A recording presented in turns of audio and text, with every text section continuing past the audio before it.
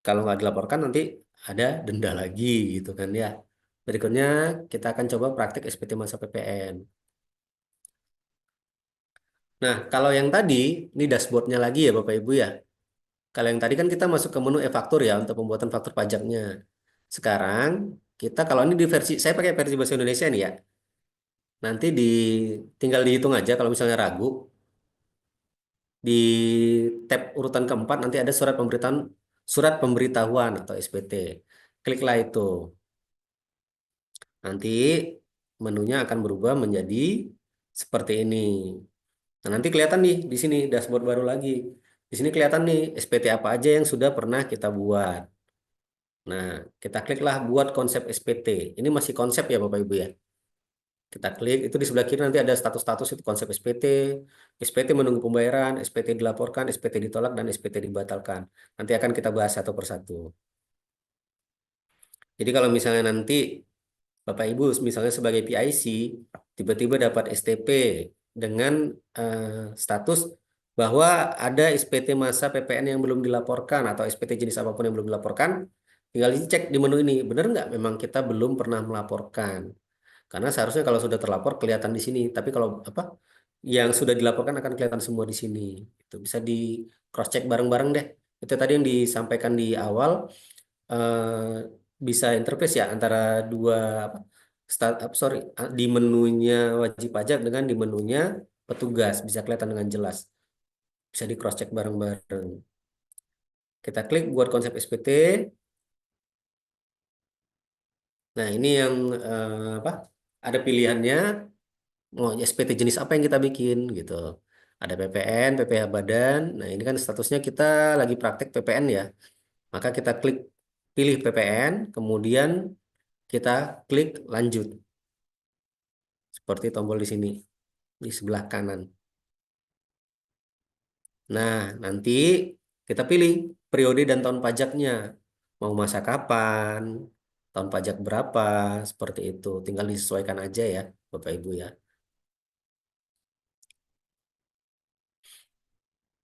Nah, jenis SPT-nya. Nah, kalau misalnya pertama kali kita buat, itu nanti pilihannya adalah cuma satu normal ya. Tapi kalau misalnya ada pembetulan, nanti baru muncul tuh menunya pembetulan, ada pilihannya pembetulan. Atau kalau versi bahasa Inggrisnya amended ya. Nah, nanti dia bakal muncul di dashboard depannya lagi seperti ini. Nanti udah muncul draftnya nih di depan. Tinggal kita klik view yang ada ditunjukkan oleh icon pensil ini. Kita klik agar bisa diedit ataupun misalnya bisa dicek lagi sudah masuk semua belum SPT-nya atau sorry udah masuk belum semua faktur-faktur pajak yang sudah kita input ataupun sudah kita kreditkan tadi. Klik. Nah, tampilan pertama di induk itu biasa ya ada identitas kita ya kalau misalnya pendaftarannya sudah oke, validasi NIK-nya segala macam sudah oke, mestinya tidak ada masalah. Tapi nggak apa-apa, coba di cross check lagi. Apakah memang misalnya takutnya keburu-buru tadi bikin periodenya salah, periode SPT-nya bisa dicek masa masa kapan, kemudian nomor apa jenis SPT-nya juga bisa dicek lagi, normal atau pembetulan bisa dicek. Oke, itu di bagian induk ya, di bagian atasnya. Kalau udah dirasa oke, maka kita akan coba cross check di lampiran A2 ya. Karena kan tadi praktek kita faktur pajak keluaran ya. Nah, A2 kan untuk daftar SPT, sorry, daftar faktur pajak keluaran kita. Nah, nanti di sini kita cek semua nih. Apakah semua yang sudah kita input tadi masuk? Nah, kalau ada yang belum, nah berarti ada trouble nih. Kita harus balik lagi ke menu e-faktur tadi. Kita cek masalahnya di mana. Tapi kalau sudah oke, udah masuk semua, kita bisa skip nih. Kita lanjut ke pengecekan berikutnya, yaitu ke B2. Tadi kan sebelumnya kita waktu pas di menu pajak masukan, kita sudah memilih nih faktur pajak masukan mana yang kita kreditkan. Nah, dari daftar-daftar itu, apakah semuanya sudah masuk B2? Kita periksa satu persatu. Kalau memang sudah oke, sudah ada semua di B2, nanti otomatis dia akan masuk lagi ke induk. perhitungannya. Nah, seperti disebutkan di sini. Ini kan di SPT-nya lebih kayak rekapan ya. Rekapan misalnya kayak di poin A, penyerahan BKP, JKP yang terutang PPN. Di poin 4-nya, penyerahan yang PPN atau PPNBM-nya yang harus dipungut sendiri. Nah, ini tadi kan transaksi kita ya. Penjualan televisi tadi ya. Yang 10 unit udah masuk ya, harga jual 50 juta, PPN-nya 5.500.000. Ini rekap pajak keluaran kita yang ada di B2 tadi. Sorry, yang ada di A2 tadi. Kalau udah sesuai, kita lanjutkan ke berikutnya. Nah, ini juga ada perolehan BKP JKP dalam negeri.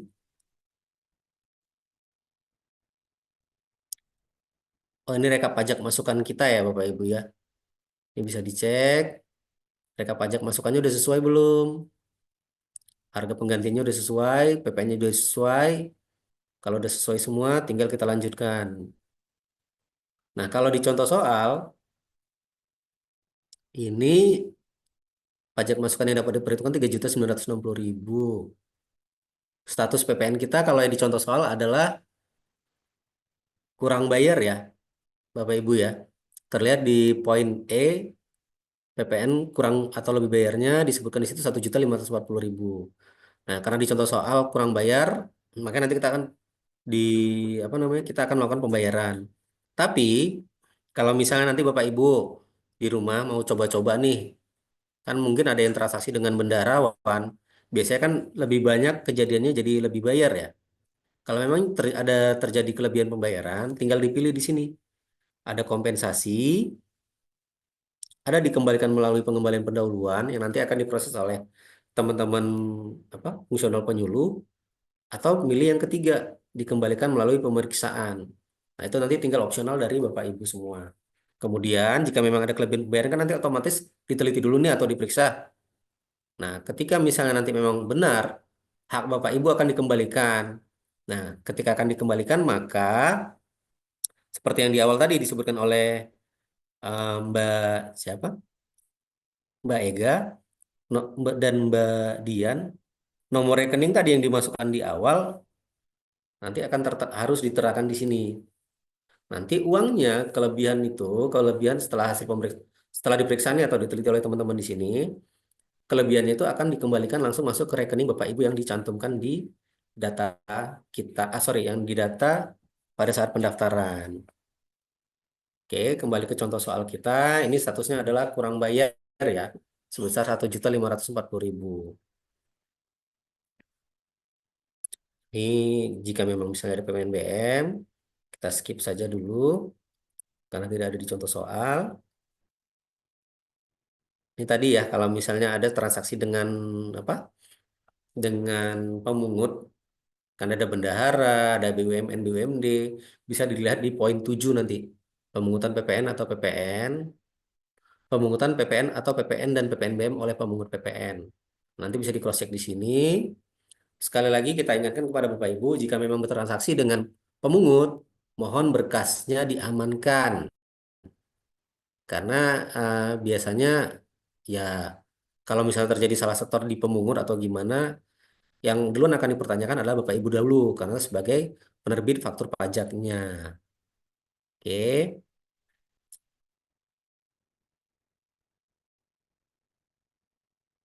Nah, jika dirasa sudah lengkap tadi pengisiannya dan sudah benar semua, sudah sesuai, maka kita tinggal pilih eh, kita masuk ke menu pernyataan. Ditandatangani oleh PKP ya, kalau dalam hal ini badan ya. Karena kan impersonating usernya adalah PT-nya Raka tadi ya. Kota penandatanganan biasa administrasi Jakarta Selatan. Nama nanti siapa namanya yang menandatangan, jabatannya apa sesuai dengan statusnya tadi di IC kan sebagai siapa. Batas waktu penyampaian otomatis ya. Kemudian pilih simpan konsep dulu, kemudian pilih bayar, kliklah bayar dan lapor untuk menyelesaikan pelaporan. Nah, pas masuk ke menu tanda tangan dokumen, sama seperti tadi ya, tanda tangan pembayar pajak, penyedia penandatanganan ada beberapa opsi nanti kalau Bapak Ibu cek. Ini kita ambil contoh yang kode kode otorisasi DJP yang daftar sendiri di menu apa di menu korteksnya nanti. Kalau misalnya itu nanti ID penandatangannya adalah nicknya tadi ya Bapak Ibu ya. Kata sandi penandatangan juga disesuaikan dengan yang ketika didaftarkan. Simpan, kemudian konfirmasi tanda tangan. Nah, tadi kan SPT-nya kan kurang bayar ya Bapak Ibu ya. Ada dua opsi untuk pembayarannya. Bisa tadi dengan menggunakan yang dijelaskan oleh pembicara sebelumnya, Mas Nuki. Atau kalau memang misalnya deposit kita tidak ada, maka kita akan membuat billing code baru, kode billing yang baru. Tinggal disesuaikan saja ya. Tapi keuntungan menggunakan deposit balance transfer, ya ketika uangnya sudah di top up sebelum jatuh tempo, maka tidak ada denda keterlambatan bayar. Itu aja. Itu sih keuntungannya. Salah satu keuntungan ya. Jika SPT kurang bayar dan seterusnya. Jika ternyata memang tidak cukup saldo kita, maka akan otomatis mengunduh kode billing untuk dibayarkan secara mandiri. Dan batasannya jasa hari. Dan ini nggak usah khawatir ya Bapak Ibu ya. Nggak usah khawatir akan terjadi kesalahan pembuatan kode billing. Karena akan otomatis tercreate oleh sistem. Ketika kita klik create billing code ini, dia nanti akan mendownload tuh berupa file PDF. Nah, nanti di situ disebutkan tertera kode billingnya.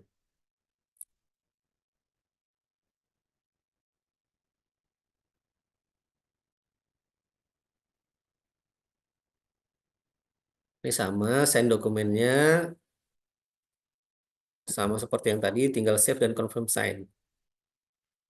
Nah, ini contoh kode billing yang tercreate tadi ya Bapak Ibu ya.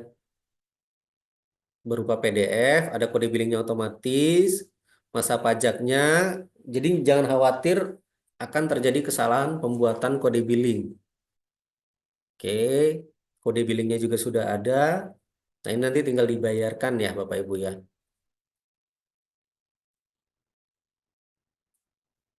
Nah, nanti tinggal dipastikan lagi nih.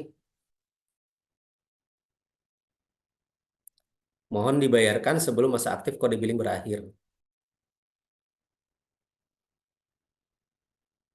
Nah, nanti ini kalau memang misalnya tadi belum dibayar, maka kalau yang sebelumnya dia ada di konsep SPT, maka si SPT yang draft tadi akan berubah ke menu SPT menunggu pembayaran. Dia terjadi apa? Dia pindah tempat nih dari konsep SPT pindah ke SPT menunggu pembayaran. Inilah SPT kita tadi. Nah, jadi kalau misalnya Bapak Ibu nih, misalnya tiba-tiba dapat surat nih dari kantor pajak, kok kayaknya belum lapor ya, belum ada pembayaran juga eh, SPT masa PPN-nya, tinggal dicek nih, apakah memang ada di menu ini, gitu. Atau justru malah masih berupa konsep. Nah, nanti bisa dicek masing-masing ya, baik PIC maupun nanti petugasnya.